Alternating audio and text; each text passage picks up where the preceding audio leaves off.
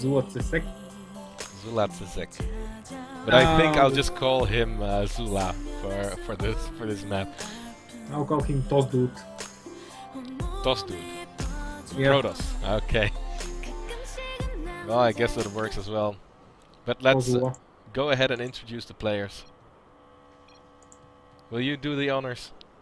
You do it. I don't want to even try pronouncing that name. Okay, spawning in the bottom left hand corner of the huge map Altasim Stronghold, we have Zulatsisek, and he will be facing off the Slayer of Poof in the last game, the Terran player Kickboxer J. And let's see what this game will bring. It's going to be a Terran versus Protoss. Very interesting to see that in a map like Altasim Stronghold, and I do always really like the choices that Terrans have on this map because it's so incredibly huge. And if you can get a Protoss contained in his main base, there's just no way that he can effectively move down his ramp. So what are your thoughts on that, Hellhound? But this is a really scary map, regardless of what race you are. And I think somebody's agreeing with me. Basically, somewhat favors Protoss on a very far distance because there is no defender's advantage for the Terran, since a proxy pylon nullifies that. But there is a defender's advantage for the Protoss because the Terran units have to walk all the way across the map, which makes it hard for the Terran to play aggressive, since you can then assume he's going to play defensively and play around that. You can still die if you're not careful, but it basically limits the Terran's options a bit. I'm surprised the Terran isn't going for CC first. It's not exactly the safest thing versus Protoss, but it's possible. Yeah, you do have to be careful that you do have the units out, and both players also sending out their first worker scouts as well, both going in the wrong direction, so they will scout each other in the last possible location. So there's and they'll meet each other on the way. What were you saying? They'll meet each other on the way. They will meet each other on the way, yes, exactly. But you still don't know at what time those workers were sent out, so they still have to check all the bases before they go. It's kind of like a standard timing to send out the workers, so if they're very familiar with the timings, they can actually guess from that. I think yes. Actually, Zulatsek exactly that. He noticed that he clicked on the SCV, and he is just going to assume that Kickboxer J is in the bottom right-hand corner. But the Reaper is already on the way and will most likely deny the scouting for him anyway, even though he changed the pathing of his probe. Still, for the Protoss player, there is just the cybernetics core and the gateway are done right now. But there is nothing being produced. He's going to go for that Nexus before anything else. It's fairly safe on this map. There's really not any kind of pressure you can do. There's no need to worry about even a Turax because it's so large. Exactly. You can probably go safely, go Nexus first, though you're at risk of taking a little bit of damage from the Reapers. He's really delaying that mothership core though. And let's see, he did... Zulatsisek was able to scout out the entire base of Kickboxer J, not even getting his probe killed off. And did that... No, the Reaper did not get any damage done, but he did get the full scout off. At least, no, he did not see the expansion, but he will assume it. Most likely. That's not something he can just assume. No, he could also be worried about some tech that could be out, but he'll definitely get a scout with it now at the second taper. Exactly. 2 Reapers will be definitely enough to force its way into the main base. But what do you do you agree with the way that Zula delayed his mothership core so much? He did lose one of the probes with the double Reaper, but again, you do want to do some damage if you're going for the double Reaper in a Terran versus Protoss matchup. Do you need the reactor very quickly? It's very nice to get them out, to get that... I just assumed it's for get it going. more secure scouting because one Reaper can just be shot down. Yes. Though some damage is nice in the way. But it might also be that he's going to put it on the factory really soon to maybe even go for some Widow Mine dropping, because that's a very early Widow Mine that he's producing. But there's already a Robo Bay. Not that he knows about it, but he'll probably be safe about it if he can chrono an observer very quickly. Well, 3 Reapers making it into the natural mineral line, getting some extra worker kills as well. And those stalkers are just not quick enough to keep up with them, still keeping all of them alive. The mothership core, barely does not get one of them. He had 4 life. The Stayed a mothership bit core. more. He could have killed a few more probes. Just Well, wait until the mothership chased him out. but yeah, but he would have definitely lost more Reapers there, and now he can jump in. You don't just stop 3 Reapers. That's quite a big. Yes, it's quite the annoyance, and Proto doesn't actually have any unit that's capable of chasing down the Reaper. Exactly. There's just no way that Zula can move out at this point, and he will be completely blind to what his opponent is doing. Yes, he does have the pro, but he cannot never move go for into a the main one piece and base. drop. Exactly. +1 armor is also coming through for him, and Stimpack and the starport for Kickboxer J are on the way. I'm really curious to see if he has something planned for that. He's going into the natural mineral line again. Forced an overcharge. Wow, that's very good if he can force it out already. The mothership core really Especially has... if he wants to go to follow up with a push. Exactly. Usually you have a stim timing push around 10, around the 10-minute mark, getting the engineering bay as well.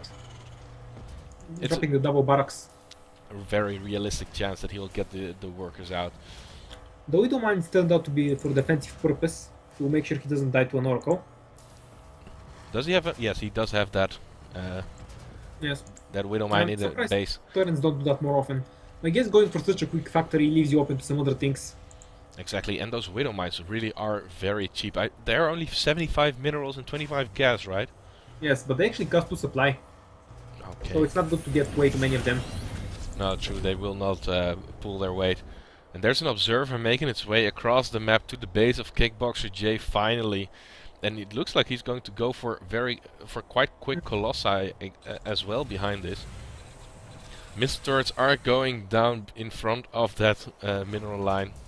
At the front of The that reason entrance. he can afford to place them the missile turrets so late is because of the Reapers. He has total control of... Exactly, he knew that no Dark Templars were coming his way. He did scout that robotics bay, or at least that robotics facility. He does not know about the robotics bay just yet, but he will assume that it will be coming quite quickly after this as well. Yes. The TOS guy knows that a push is probably coming because he didn't see any 30C going down, so he can probably assume that he's planning to push. If he gets a close out in time, he'll be fine. And Exactly. He's chronoing it out. Look at what we are seeing moving across the map. We have a medevac with 3 Widow Mines in it, so let's see. But there's already a cannon there, so he'll be fairly safe from it. Yes, they will not do a whole lot of damage, but there are a lot of probes here actually. 23 are mining the minerals, so if he can still burrow one, they can get a decent shot off. And those units are not being selected. Oh, this could be bad. No. Oh, nice splitting off, but still... It's definitely worth it for the 3 Widow Mines, but it wasn't some game-breaking. That is 10 worker kills, and he's high... Yeah, but it's pretty late in the game, it won't change the game. It was definitely worth it, no doubt about that. Plus he's being annoying with them now. Yes, and he's getting a very quick nexus behind it, and he's hiding it away a little bit, not getting it at the standard location. It probably means he wants to play a more defensive game. Yes, he just wants to macro up. Base. And the longer he can hide it for Kickboxer J, the better it will be. It probably won't be very long. Kickboxer is already spreading all his marines around the map. Check. I really like how he did that. It looked really cool on the map. Yes, he's sending them all at the same time simultaneously, and there will be 1 marine at every base, I believe. I think Zua is heading for some hidden tech. He probably knows the maps since he picked such an excellent place to hide it. And yeah, and for Protoss it can be very difficult to set up that 3rd base, especially in a normal location. So maybe he wants to hide it's very normal to hide a nexus to get the expansion going somewhere else. It's fine if the nexus goes up because the planetary cannon kicks in and then you're fine. But before that it can be a bit dangerous. Exactly. And he's also pulling back the Marines immediately as well. He's not keeping them there, so he can use them in his main army. He knows that there's no weird stuff being hidden anywhere across the map. I really like this move. I think so, anyway. But now we have 4 medevacs being sent out from the main base of Kickboxer J. And he's looking to do damage. Despite the cannon. 1 cannon will not be enough, 2 cannons will also not be enough. Maybe they will get 1 medevac, but... Zua doesn't know this push is coming, by the way. There was no observer in the way. Exactly. Well, there was an observer there, but it was too far north, so he will not have seen it. First cannon gets killed off very quickly. He seems to be intending to. There he'll get away without losing combo. The army too far out of position. And he loses it at the contents of 8, at 6 supply only. That's a very good trade, and I would take it anyway. And look Yes, at the Marines it's scouting out the excellent. third base of Sula. This is a very big deal. It will be rather hard for him to bounce between his two bases at the moment, especially with the drop action going on. They are so far apart, and if he pushes on that third base, he has to split his army perfectly if he wants to hold this, because this expansion might just be sniped again. Storm is also not started. That could make a very huge difference. Well, he does have... Costs are already shut down. Yes, he does it. He has quite an upgrade lead, I should say. +2/+2 is almost done for Zula. And he does have some Vikings dealing with the Colossi, but there are also Stalkers underneath it. But there's just not enough. He can just go to town on these Vikings. It looks like he has enough Vikings to kill them off. Keeping that count low is very important. And there's going to be too much bio left. And more on the way. Even though he's behind in upgrades, this fight went. He had a great position out in the open, and this, a lot of workers will also die right here. He's pulling up the workers to fight. Wow, and Vikings landing, helping with the damage, and he's losing all of his probes right here. One more Colossus. I guess he wanted to save the Nexus. He's joining. No Stalkers, so these Vikings can just go to town. Stalkers are getting warped in right now, and they will be able to take out these Vikings. But will he take the Colossus with him? Yes, he will take that Colossus with him. Wow. That fight was actually very close. In units lost up. Yes, but the reason Kickboxer was so ahead was because he actually had more stuff to throw away, which is always a good tactic versus Protoss. And he kept his medevacs alive, which is also very important, because those are the expensive units in a Terran army, I should say. Well, you can't use gas. Exactly. So he will need to put them in there. And Kickboxer J is pulling quite far ahead in the income count, and he's behind. He's not going for a forward base. There is a proxy panel placed, maybe for some counter attack the next time he moves out, which he will be aware of with his observer. That would be very good for him. And I'm actually curious why we don't see more scouts or more scans being put at the front, because you do want to be sure that there's no observer over your army spotting everything. It's wasteful unless you can actually spot it while it's cloaked. It takes a bit of practice to be able to see it properly. Yes. Okay. Otherwise so it's a waste of scan. The Protoss is getting really far ahead with his upgrades right now. +3 armor is finishing up.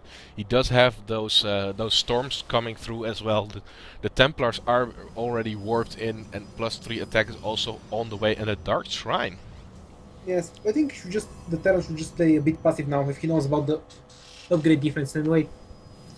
Just try to deny a fourth base by dropping, and make sure he doesn't get killed by the proxy pound he doesn't know about. So basically, but just not go for direct push. He doesn't have ghosts on the field. He is moving out. He's behind in upgrades. This would be really bad for him. Yeah. And immediately as he moves out with the Terran army, Zealots are being warped in at that proxy pylon location. And let's see if they are able to pull back this army, because these Zealots can definitely get quite some kills if he does not. Tech has a very small army, however. Even though he has the high-tech units like Colossus and Tempor. 70. Yes, he does have the storms, that will definitely help it. And those Vikings are just eating the storms, but the Colossi are almost already dead. 2 more shots will kill it off. No more Colossi left. There's just not enough for Zula here. There's just too much bio. Only, 1 more storm is left, I believe. No more storms at this time. A few Zealots, and he can just charge up this ramp. He scans to see what is waiting for him right there. One more storm goes down. Really big storm. But there's so much healing power as well. Yeah, it just didn't have enough simple gateway units to support these higher tech units. Okay, the Terran is making it inside the main base of our Protoss player. 4 Stalkers are left at this location. He's not even going to try for DTs to help him in this fight, it looks like. He scans anyway. And Zulatek GG's out, and Kickboxer J takes another match for the Heralds of Apocalypse, bringing the score to a 4-3. It's getting close again, so let's see how far he